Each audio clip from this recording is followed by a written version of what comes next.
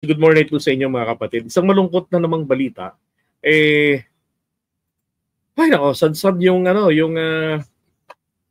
survey ni PBBM. It was published April 16, 2025.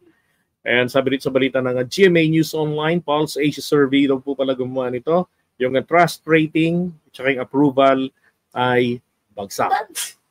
No, sumadsad. Kay Sara Duterte raw ang nag-improve. So ito po ay noong March po. Now, ano ho ba yung mga events na nangyari noon? Kasi kung inyo hong matatandaan, si prior to Sara impeachment at saka yung pag-aresto kay Duterte, ito hong kay PBBM, tumataas na to kahit papano eh. Si Sara po yung talagang significant yung losses. 'Di ba? Bumubulusok si Sara. Oh, ano yung problema noon na nalalaman ng taong bayan tungkol sa kanya? Confidential funds, both OVP and DepEd. 'Di ba? Now, ngayon, nung nagkaroon po ng February yata yun, ng pagpa-file ng impeachment, 'di ba? Hanggang sa nitong nangyari na in-impeach nila si Sara na masyadong close na dito sa election season. Oh. Tapos ano rin po, March 11 nang naaresto naman ho si Duterte. Campaign season na po 'yun. Diba? So hindi ho nakapagtataka dahil nga po dahil po biglaan yung nangyari na pag-aresto, lalo na yung pag-aresto, biglaan. Tapos hindi man lamang nagkaroon ng gobyerno ng talagang effective, massive public information dissemination. Ano ang ICC? Ano ang jurisdiction sa atin? Umalis na tayo. Bakit may sinasabing may jurisdiction pa rin sila rito sa atin? Bakit kailangang makikipag-cooperate pa rin tayo sa kanila? Everything about the ICC and impeachment, dapat po, ito, ibig sabihin, ay ipinaliliwanag na ng gobyerno natin ahead of time. Maaga pa lamang dapat. Kasabay nung kumakalat na ang balita na dadating na ang warrant of arrest ni Duterte mula sa ICC. Di ba dapat gano'n na-inform yung taong bayan at naliliwanagan sila. Kaya lang ho, baliktad ang nangyari. Pagdating ng March 11, Duterte was apprehended and eventually was arrested tapos nadala na sa The Hague. Di ba? Kaya ako, inaasahan ko po, yung mga events na nangyari yan, lalo yung dalawa, makaka-apekto ito hindi lang po sa ratings nila kung hindi maging sa mga kandidato ng alyansa pagpasok na ng election season. At yun naman na nga po yung nangyari, di ba? So sabi dito, March 25 daw, naka 59 si Sara, 52 naman noong February. Kay PBBM ay naging 25 magmula sa 42%. Oh. Ang laki na ng nilamang, Ayan, And then, etong si Chis Escudero, trust rating 38, undecided 41, no trust 20, and then kay SMR 14, 30, 57. Ang kanya naman. Kay PBBM, trust rating 25, undecided 24, no trust 54. Kay Sara 61, 23, 16. Diba? So, covered nito ang March 23, 29. Pulse Asia Survey. Ito rin, Pulse Asia Research or Pulse. Yan. Tapos gusto ko na rin pong tignan ninyo ito. Etong sa mga senador. Bongo nanguna, Erin Tulfo nakabalik. Bato de la Rosa, ang laki ng inakyat ni Bato, improving siya. 'Di ba? Tapos etong si Willie Revillame, mga tagalabas, Marcoleta, pwedeng manalo raw, sabi, Bam Aquino, Camille Pandosi, 'di ba? Tsaka si Philip Salvador. Alam niyo ho, yung nangyari ho mga event, sa totoo lang, those were untimely. Dapat yung impeachment, maaga pa ng 1-2 buwan dapat yan eh. Dapat nga po yung impeachment last year pa yan, mga third quarter pa dapat yan or second quarter nila yan, i-final. Nang sa ganon, nagkaroon na ng sapat na panahon ng mga tao na maunawaan yung nangyari kay Sara, bakit siya na-impeach. At kung sakaling natanggal siya sa pwesto, tanggap na nila, naunawaan na nila. And after all, hindi po first time na nagkaroon ng impeachment proceedings dito sa Pilipinas. 'Di ba? Tapos another na problema rin na nangyari yung pagka-aresto kay Duterte. Yan po lalo na po yan, sigurado ako talaga diyan na meron niyang masamang epekto, meron niyang adverse effect sa trust rating, performance ni PBBM at saka syempre sa mga kandidato. Sa dami pa ho ng mga Pilipino na hirapang umintindi sa politika. Pero paborito ang politika. Okay? Madali pa silang mamanipula. Ngayon, ang tanong ko nga rito gaano tayo nakakasiguro that this survey is accurate?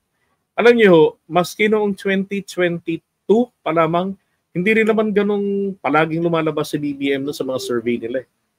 Yan, lalo nitong False Asia. Kaya nga kinakantsawan noon yan na False Asia. Now, balikan lang natin. Sabi ko nga sa inyo, magkakaroon talaga yan ng hindi magandang epekto yung pagka-aresto. Kasi maging naman sa mga BBM supporters din, sabi ko nga, meron nga rito sa amin, loyalista talaga eh. Pero hindi sila natuwa dun sa nangyaring pagka-aresto kay Digong.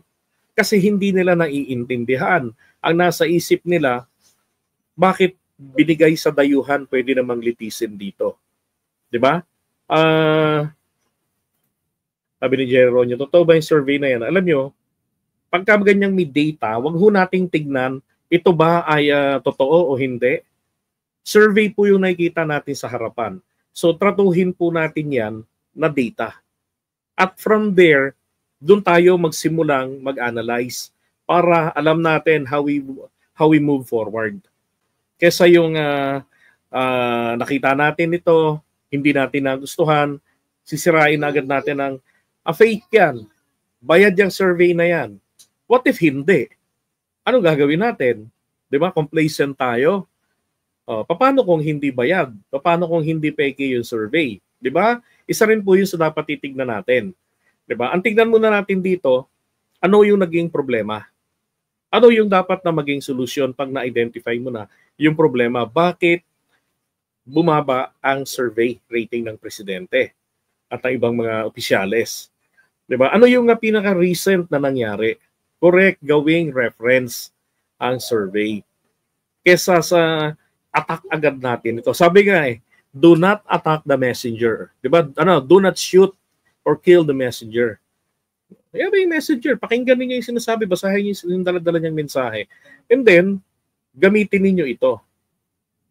'Di ba? Na reference para sa inyong future decision. Ngayon, etong pagpapa-aresto kasi, pwede naman nga kasi talaga naman, sa totoo lang, pwede naman ngang mapigil yan ng Pangulo natin. March 7 yung petsa. Di ba? Pwede namang pagkatapos na lamang yan ng election season, doon yan inaresto si Duterte.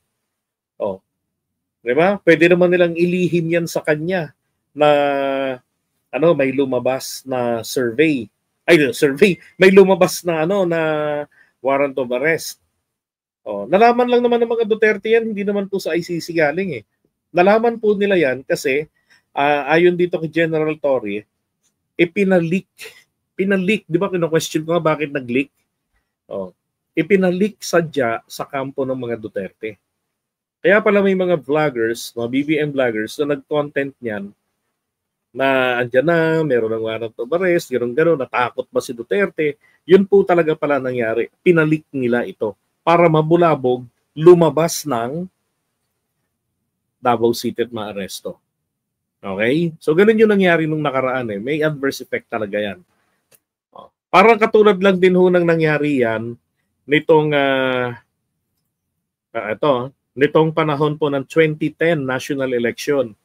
Halos lahat po ng mga dilawan ay nagsipanalo, hindi lang ho sa Senado. pati ho sa mga LGU. Ang Partido Nacionalista, ay Partido ng Masang Pilipino, yung PMP, diyan sa norte lang, oh. Ano ba to? Ilocos Sur ba yan?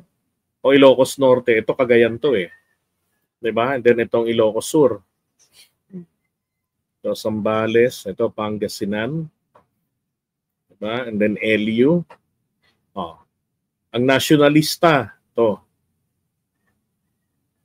'Di ba? Maging Cagayan di na nakuha. Palawan. Ang Lakas Kampi dito. May parte ng Parte ng Surigao, Northern Mindanao. That was 2010. Ano po bang issue naman ng 2010? Naalala niyo yung kay Gloria Arroyo? Hello, Garci. 'Di ba? Oh. Kalaban ni Gloria Arroyo si FPJ. What happened after that? Sabi nila, namatay si FPJ sa sama ng loob. Hindi po. Namatay si FPJ dahil po sa stroke. Dahil habit niya yung uminom ng alak pag hapon, pag alas 6 ng gabi. Nakausap namin yung tao na may-ari ng restaurant dyan sa Timog, na kung saan favorite spot ni na Jaime Fabregas at saka ni na FPJ na uminom sa kanyang tindahan diyan sa may sa Roses Avenue. No. Ngayon, anong nangyari po doon? 'Di ba maraming galit ni Gloria Arroyo? Anong nangyari pagtapos ng termino ni Gloria? Ang ginawa ng mga tao, binoto ang mga Liberal Party. Ganun ang ginawa nila. Yung pumapasok, kasi tayo, yung emotion natin, emotional ng mga Pilipino eh. Ang madalas kapag ka-emotion ng pinairal, wala na yung reason. Papasok na yung mala showbiz politics natin. Inapi kami, pinapi yung idol namin. Di ba? Hindi naman po nilason, hindi ho. Diyan pa lamang yan sa may Del Monte, malapit sa may Siena College, eskwelahan na pinag-aralan ni Trillanisong College, ay meron dyan ang FPJ Productions. Doon po may party sila, Christmas party. Umiinom na siya doon. Tapos, tagkita sila ni na, their favorite spot nga nila, mga barkada yung artista, uminom sila. Kaya lang namulutan siya ng chicharon. Sabi nga, chicharon bulaklak. Yung tao na kausap namin yung may-ari ng restaurant eh. And then nakita nila noon, gumano na tumungo at nahihilo raw. Tapos maya-maya sumuka. Sinugod na nila ng St. Luke's. So, yun nga, doon na nalaman na stroke si FPJ. Kami naman at the time, may negosyo kami noon, yung mga coffee mugs sa may mga pictures ng tao. Nilagyan namin ng FPJ noon.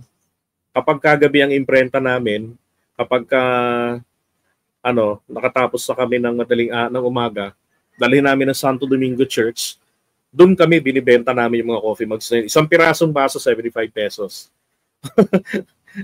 Yung isang karton namin, yung 20 mil, napakadali, 2-3 oras lang. Grabe, ang bilis ng kita ng pera namatay si FPJ. Di ba ilang buwan bago natapos yung eleksyon saka po namatay si FPJ. Kaya hindi ako naniniwalang may kinalaman. Kaya lang, ikinonekta ng mga tao yung pagkamatay niya. Ang problema, nitong mga dilawan ng Liberal Party, hindi nila nakinabang yung mga Liberal Party doon. Laban doon kay Gloria Arroyo. So lahat ng mga bumangga kay Gloria noon, talagang limas. Nagsipanalo sila noon. Tapos ang ginawa naman ito ni Pinoy, pinakulong naman to, pinag-wheelchair si Gloria Arroyo. 'Di ba? Walang tumutol doon. Maraming natutuwa. So ganon. Sa akin kasi, maliho talaga yung desisyon na ginawa na sobrang aga pinaaresto. Ang isang naging nakabuti na lamang dito, naglabasan yung mga tunay na kulay ng mga senador natin. Yun ang isang naging positive dito. Pero kung titignan natin na ayaw natin na may malalagas sa mga kandidato natin, dapat 12-0 talaga, dapat ang ginawa ho dyan ng Pangulo ay hindi muna tayo mag-aresto. Tutukan natin tong ating alyansa at dapat pinili nila ang mga kandidato nila. 'Di ba? Tingnan niyo, may basura agad na kumalas. Nag-sample balot yung isa, nilaglag yung mga kasama, yung isa naman, 'di ba? Ayaw talagang sumama sa alyansa kasi talagang gustong magpaka-Duterte. Tapos yung isa naman, 'di ba, namamangka sa dalawang ilog. Mga bilyar na talagang proven naman na hindi naman nila kailanman pinanindigan si PBBM. Kung kailan pa nakakapasok na sa mataas ng posisyon, saka hindi nila pinaninindigan. Now, ang isa rin pong risk sa ganyan, kaya ako sinasabi ko it's a wrong decision. Dapat kasi naiisip po nila ito eh. You may agree with me or not, it's all right with me. But ito ho, pakinggan yung maigi. Posible ho kasi na madali ho kasing isipin yan eh. Ako nga naisip ko kaagad na fuck shit. Merong masamang epekto ito. So anong gagawin ko ngayon? Kung ako ang nagsasurvey, susundan ko na lamang po yung nangyari. 'Di ba? I can say na nangyari dito epekto ito. So maglabas tayo ng survey na ang sinasabi bumagsak yung ranking ng trust rating at yung tawag dito yung performance rating ng Pangulo. Kasi ito na yung ito na yung nagiging trend. May mga tao na hindi natutuwa, may mga Marcos supporters, mga loyalista na hindi rin natuwa doon sa desisyon na inaresto si Duterte. Ganon. Diba? So po pwede hong mangyari rin yung ganon na hindi na ako talaga actual na mag-survey, gagayahin ko na lang, susundan ko na lang yung nangyayari ngayon. Kailan nilabas po yung survey na yan? I mean, kailan po yung kinandak? Diba? Very close po doon sa March 11. Kahit na yung March 11 lang, yan na yung may pinakamalaking contributing factors dyan eh. Ito po naman ngayon, kung yung survey ay gano'n ang ginawa nila na hindi talaga tao ang tinanong, di ba? Tapos kung konti lang, 1,500, mga gano'n. Di ba? Ang epekto po nito ang masakit sa lahat. Alam niyo kung ano? Yung mind conditioning effect nito sa mga tao. Lalo na kung wala po nagpapaliwanag sa kanila. Ganito. Pag tinignan kasi ng mga tao, hindi naman po kasi lahat ng tao sa bansa natin, pag tumingin ng survey, sasabihin agad, kilala ko to, False Asia yan. Uy, ano yan, kay Malutikiya yung Publicus Asia, bias yan. Hindi ho ganun ang karamihang Pilipino. Ang karamihang Pilipino, titingin sila at babase ng desisyon nila based on the face value. Kung yung nakita nila, tragi si JDB tong pangit pwe. 'Di ba? Pag nakita nila, si Hagamulak, gwapo to Uy, si Takero to, pogi. 'Di ba? Kaya ganun agad sila. So, binibase nila yung decision po nila sa kung ano yung nakikita agad nila. Kaysa sa tignan nila yung data, ano yung mga underlying details doon. So, ganun po kasaklap ang kultura ng Pilipino pagdating po sa politika. Kaya kinakailangan pong gawin dito ng gobyerno ay i-address yung mga surveys na yan. Diba? Dapat merong bumabara dyan. Kailangan hindi lang sabihin na fake news yan. Kailangan talagang ito yung magandang mga sagot doon. Ipakikita nila yung resulta ng mga programang ginawa nila. Survey din po. Pupunta ron yung mga tao natin, katulad ng alyansa. Pupunta ito ron sa mga lugar na kung saan talagang dinudumog sila ng mga tao. Tapos pupunta sila ron sa mga lugar na balwarte ng kalaban nila na kung saan dinudumog din sila ng tao. So yan pong mga ganyan ang magpa-falsify doon sa mga surveys.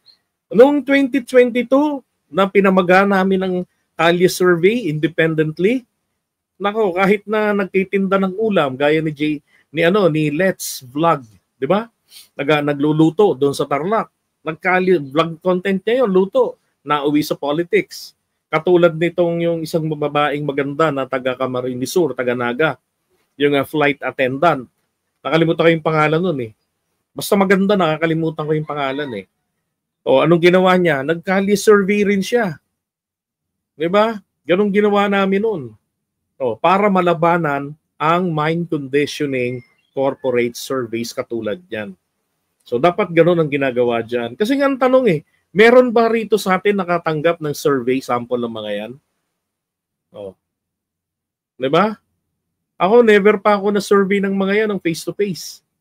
Ang naranasan ko lang dati, survey lang po sa Sabon, sa Publicus Asia, survey nila noon. Nagpo-call center pa ako noon eh. Tagal na noon. Layo sa politics pa noon. No, tapos ano pa ba? Yung isang magandang survey po dyan, etong Tangere. Yung Tangere, yan. Yan ang isang maganda. Kasi ang Tangere, babase po sila sa mga taong meron pong dito, yung talagang nakakapag-isip ng I mean yung mayroon talagang sabi nating kamalayan. Merong ano ba tawag sa lalo ng Tagalog ko, kamalayan, consciousness, ganon sa politics. So, let's say lahat ng 18 years old to let's say 25 years old. So lahat kami makakatanggap. Oh, dati kasali ko ron. So lahat kami, lahat ng nasa ganong age bracket makakatanggap ng email na nagsasurvey sa kanila. So pag sinagot nila yon, then makakount yon. Lahat naman ng 35, lahat naman ng mga babae ng ganito, ganun po yung klase ng survey nila. Kaya meron silang data na talagang makikita natin, may nare-receive tayo. Paano po ba makareceive niyan?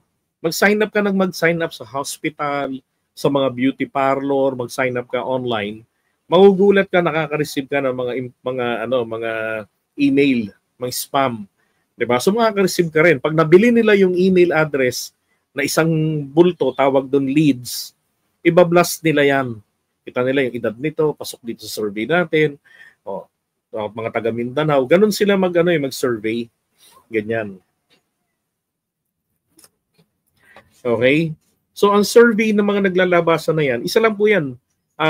Whether it is intentional or not, yan po ay mind conditioning ang purpose talaga niyan. Hindi ito para sabihin, ito na talaga yung tunay na mukha. How could it be possible? 120 million, Filipino tayo.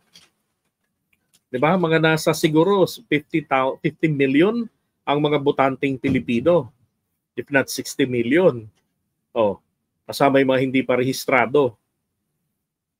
Paano mangyayaring magiging model nila ng kanilang decision making yung mga nasa 2,000 katao lamang? 'Di ba? Sabi ni Sir Tony, ever since na nasa Pilipinas ako, hindi ako nakatanggap or naka-encounter ng survey personally. 'Di ba? Ako rin wala eh.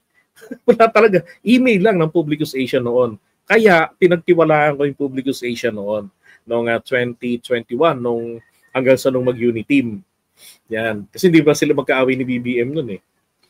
So there's no reason para magganyan-ganyan ngayon, maging ganun ang behavior nila noon. Ako, muntik na ako ma-survey for SWS about election last month lang, kaso may lakad lang ako, kaya hindi ako naka-survey. Paano yung survey sa'yo? Is it face-to-face survey or email? Paano po ba? Diba? So yung mga surveys na ito, hindi ito ganun ka-conclusive na bagsak talaga yung performance ni PBBM, tumaas si Sara. Ano itataas ni Sara? Wala naman trabaho yan.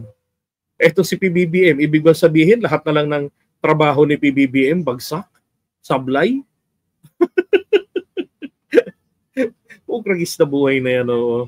Di ba? Ako nga, naghahanap nga po ako sa totoo lang ng news article na nung nakaraang administrasyon ba, was there a chance na nagbayad sila ng utang o talagang nangutang lang? Di ba? Kasi although meron tayong debt servicing, pero ang ibig sabihin, gaano kalaki yung binayaran ninyo? Di ba? Pero hinahanap ko let me show you this.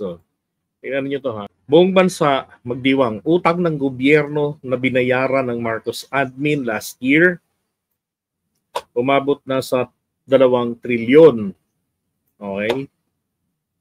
Di ba? Yung sa nakarang admin, fake news yung content dati na nabayaran na ni Duterte lahat ng utang ng Pilipinas. Hindi po yung totoo. Ang nabayaran lang po ni Duterte ron na lahat nabayaran niya yung utang ng gobyerno sa Bangko Sentral ng Pilipinas. Yun lang. Kasi ang gobyerno nangungutang din dyan sa Bangko Sentral ng Pilipinas. Yun lang yung nabayaran. So, kaya fact check yun. May vlogger na nag-content nun dati. Di ba? Kaya yung mga ganyang mga balita, tapos sasabihin, palpak yung admin, 25 yung performance, yung frustrating. Ano lang po yung sa dalawa, bitter lang po talaga sila, yung mga natanong. Hindi, tatlo pala, bitter sila o talagang tanga lang sila. Yung pangatlo, dito, hindi sila aware. Di ba? So most likely po, hindi sila aware sa mga ginagawa ng gobyerno natin. Then titignan po dapat kasi nila yan. Anong nangyayari? It seems na hindi aware mga Filipino sa achievement ng gobyerno. Kaya ganito yung di ba? Kaysa tignan po natin itong bayad yan, binayaran yan, hindi. Kasi may pagkukulang. Alam naman natin pagdating sa information dissemination ngayon, sobrang kulang na kulang ang ating gobyerno. Kung paano ipakalat sa taong bayan ang kanilang nagawa. Di ba? Mas maingay pa yung puro mga paninira ang ginagawa sa kanya.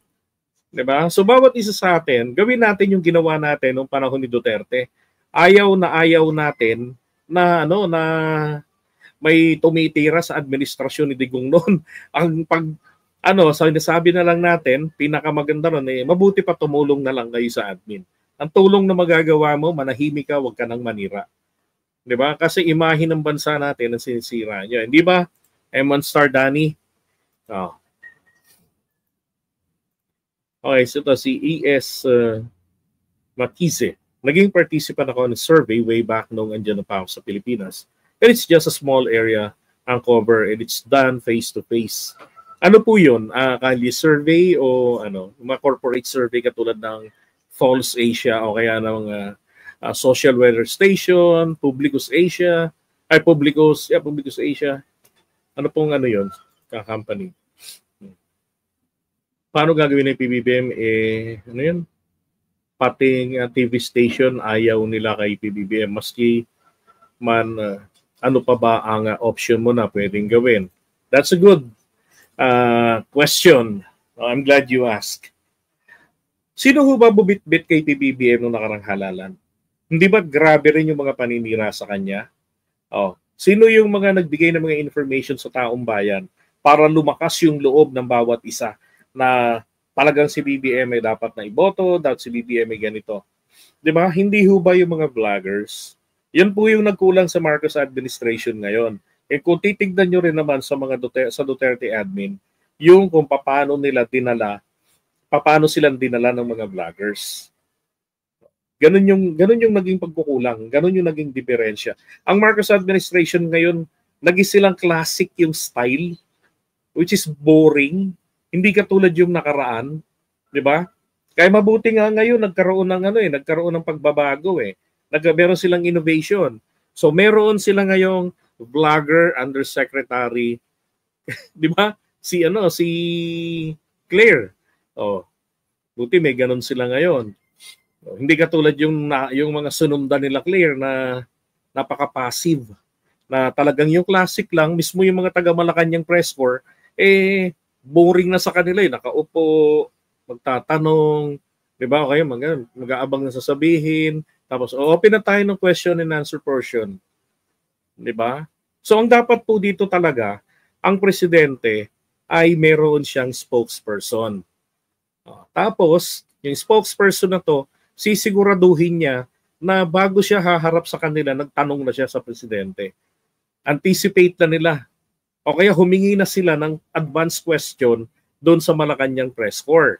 Nang sa ganon, pag meeting nila kinabukasan ng umaga ng Pangulo, itanong na nila sa Pangulo nitong press secretary o kaya nitong spokesperson. Walang spokesperson si PBBM Diba? So ngayon kapag natanungan nila yung sagot ng Pangulo, meron na silang ideya ano yung kanyang stand sa ganitong issue. So dapat ganun yung ginagawa ng Marcos admin Diba? Yan naman ang problema ng Marcos admin Information dissemination. Yun ang problema nila. Kung ayaw ng, alam naman ni PBBM yan eh. Naiinis nga lang ako, ba't hindi nila ginagawa ngayon eh. They have Emerald. Ayan si Yusek Emerald. Kaya lang nakatutok ngayon sa kampanya ng alyansa. Pero alam nila yan. Gaya ng binabanggit niya dati, di ba? Nawalan sila ng airtime, hindi sila makabili sa telebisyon, wala na rin sa radyo, puno na. Asing zero na talaga yung airtime para sa kanila. So ang ginawa nila, nag-hire sila. Sabi niya, nag-hire ako ng mga trolls. Iyakan yung mga DDS nung mapanood yun eh. 'Di ba? Nag-hire ako ng mga social media. Practitioners na siyang nag-handle ng information dissemination nila. So dapat ganun din. Effective na kung nandito si TP. Kaso wala eh. 'Di ba? Ganun dapat. Bagamat ngayon meron silang ginawang pagbabago, yung mga vloggers po, 'di ba? Ng Bagong Pilipinas. Meron silang airtime sa sa TV. Okay 'yun, maganda 'yun. Ganda 'yon. Although may mga kailangan pa silang i-polish, like yung topic, dapat calibrated lahat. Tapos talagang current, ibig sabihin, mainit na balita yung kanilang tinatalakay doon. Ganon. So they could have a brainstorming. Hindi, meron silang dapat na mga guest, may mga nakakausap din na mga talagang may mga alam na mas may makukuha sila na marami pang kaalaman, yung ganon. Hindi mahasa yung mga maganda yung ganon, maganda. And then conduct din po ang gobyerno palagi ng kalye survey. Ganyan. Para nalalaman nila.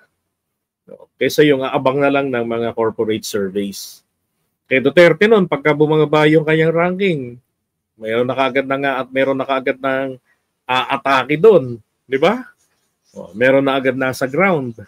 Ganon eh, yun ang kulang, information dissemination. Ngayon kasi pinag-uukulan nila ng pansin yung fake news, di ba?